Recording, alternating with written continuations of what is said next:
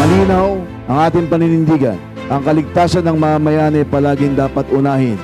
Ngunit hindi dapat isakripisyo ang lehitimong kabuhayan ng ating mga kababayan sa pyrotechnics industry. Mahigpit na pagsunod sa batas, tamang proseso at pinakamataas na pamantayan ng kaligtasan.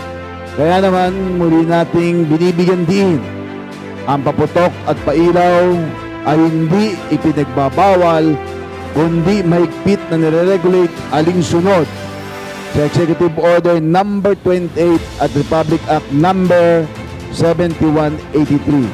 Sa atas po ng lalawigan, ipinatutupad natin ang EO number 40 series of 2024 bilang pagsuporta sa Oplan Ingat Paputok at EO number 41 2024 o ang pagbabawal sa online selling ng illegal na firecrackers at chemical. Ang maliliit na negosyante ang pinakaapektado ng regulasyon. Kaya sa pangunguna ng PGB Pisedo, isinusulong natin ang pagbuo ng kooperatiba ng mga small players ng pyro industry at mas magiging organisado at tigtas ang produksyon. Sundin ang tamang paggamit at pahalagahan po natin ang ating kaligtasan at kabuhayan. Taon-taon na lang merong nadidisgrasya. Loss of lives and property. May nasunugan, may namatay, merong naputulan ng daliri. For 2025 at pagsalubong ng 2026, nandito tayo lahat at ipapakita natin ang ating pagtutulungan para maiwasan ang loss of life or masunugan, loss of property. Through Republic Act 7183 and Executive Order 28. Naniniwala ako dito pa lang sa team ng ating gobernador, ng ating mayor, lalo na ang Risk Reduction Office, together with the Philippine National Police at stakeholders natin, mga manufacturer, ay magtutulong-tulong upang maiwasan natin yung sakuna.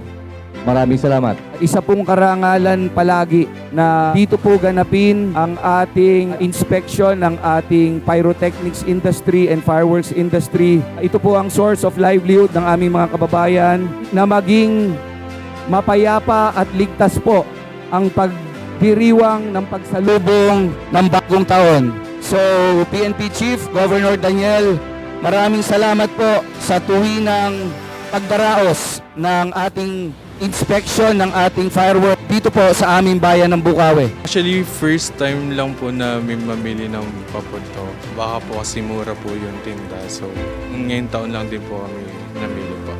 And then, syempre, mas safe kami dito and sure kasi mga lisensyado yung mga nagtitinda. Kaya sure na yung mga paputok may quality.